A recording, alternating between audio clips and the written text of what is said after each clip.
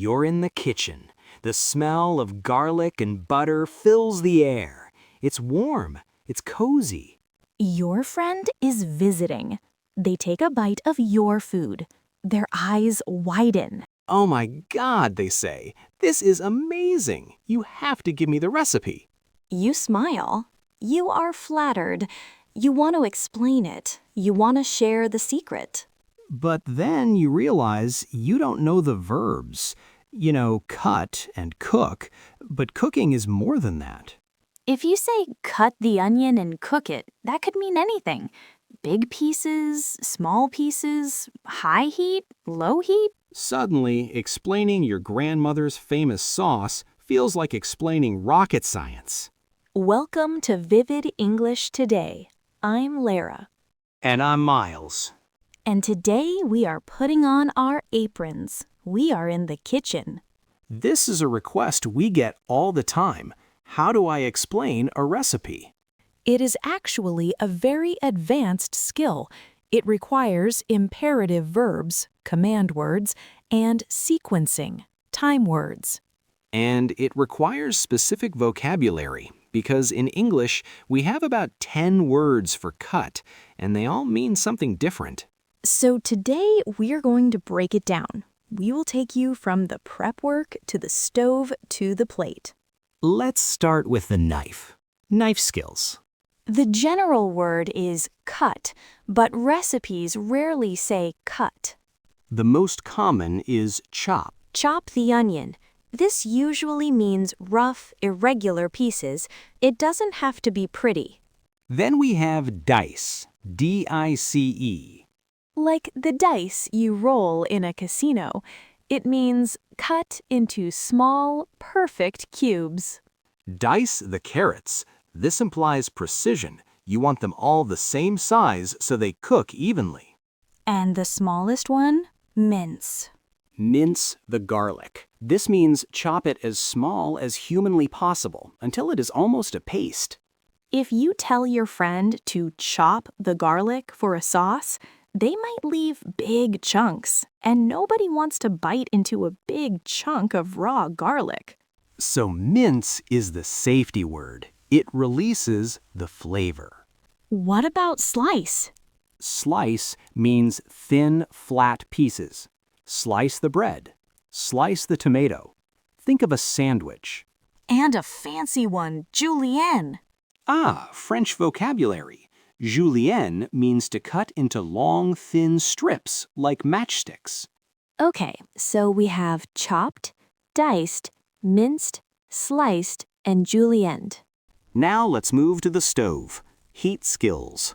This is where disasters happen because temperature matters. Boil. Boiling means big, violent bubbles, 100 degrees Celsius. Water is moving fast. You boil pasta. You boil potatoes. But you almost never boil a soup or a sauce. If you boil a creamy sauce, it splits. It's ruined. So, what is the word for gentle cooking? Simmer. Bring it to a boil, then reduce to a simmer. Simmer means tiny bubbles, just a little movement, like a spa. Let the sauce simmer for 20 minutes. Then we have sauté. S-A-U-T-E. It's French, but we use it. It literally means to jump. It means cooking food quickly in a pan with a little bit of oil or butter. The food jumps around the pan because you are moving it. Sauté the onions until they are soft. Sauté. And sear. S-E-A-R. This is for meat. Sear the steak. It means very high heat, just for a minute to get that brown crust. If you sear a steak, it's delicious. If you boil a steak, go to jail. Agreed. Do not boil your steak.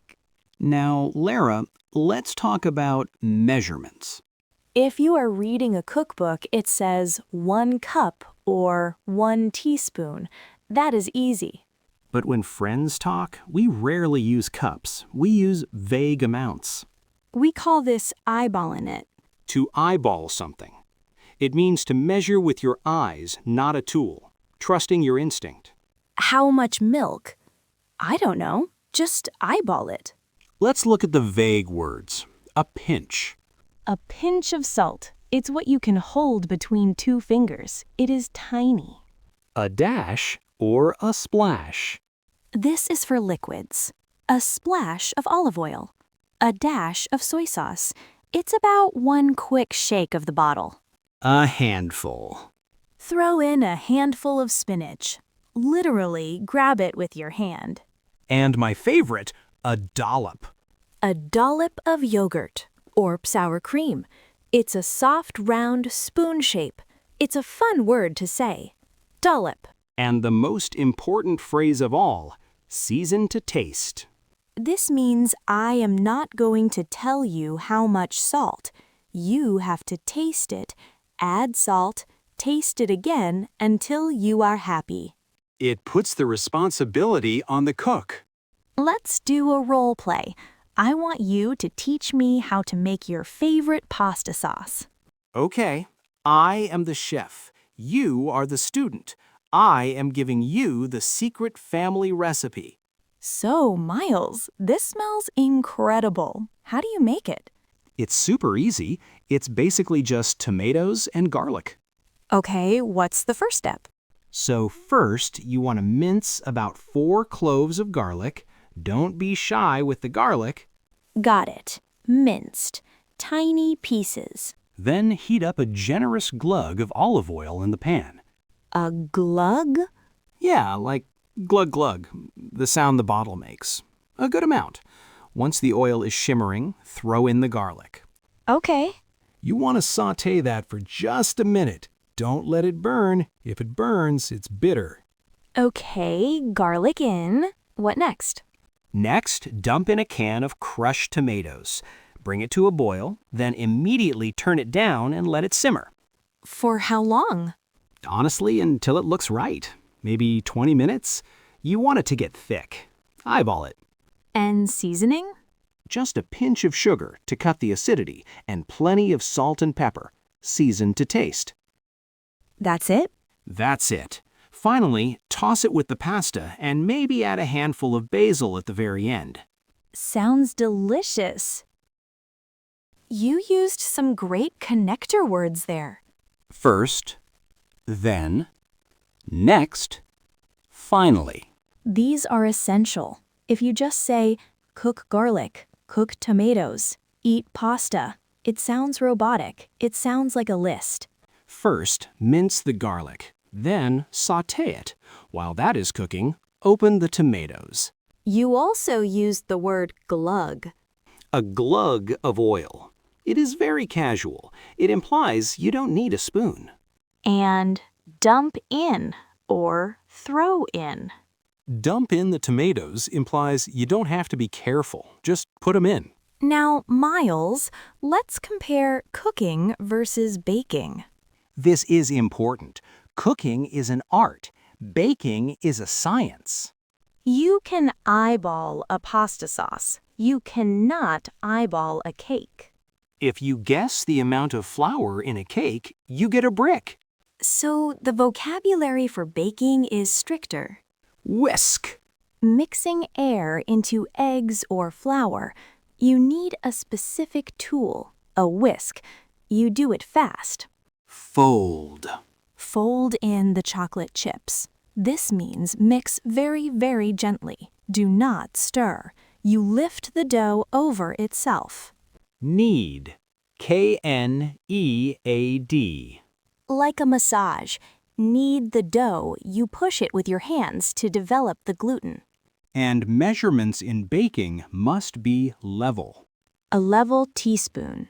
Flat, not a heaping teaspoon. Heaping means a mountain on the spoon. Good for sugar and coffee, bad for baking powder. Let's talk about dietary adjustments. When you explain a recipe, people often ask, "Can I make it vegan?" or "Can I make it gluten-free?" You can say you can swap out the butter for oil. Swap out or substitute. Sub the chicken for tofu. Sub the milk for oat milk. Let's do a drill section. Kitchen verbs. Imagine you are holding the tool. Act it out. Mince the garlic. Mince the garlic. Bring it to a boil. Bring it to a boil.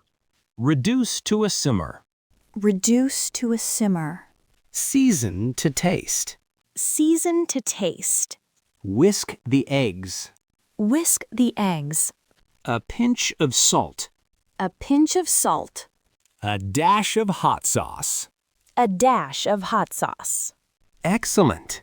We have a listener question from Mexico. Juan asks, what does it mean if a recipe says it needs a kick? Ah, the kick. This soup is good, but it needs a kick. It means spice. It means heat. Chili flakes, hot sauce, cayenne pepper. A kick wakes up your mouth. Another flavor word is rich. This cake is very rich. It means heavy, fatty, creamy, usually lots of butter or chocolate. You can only eat a small. And bland. The insult. This rice is bland.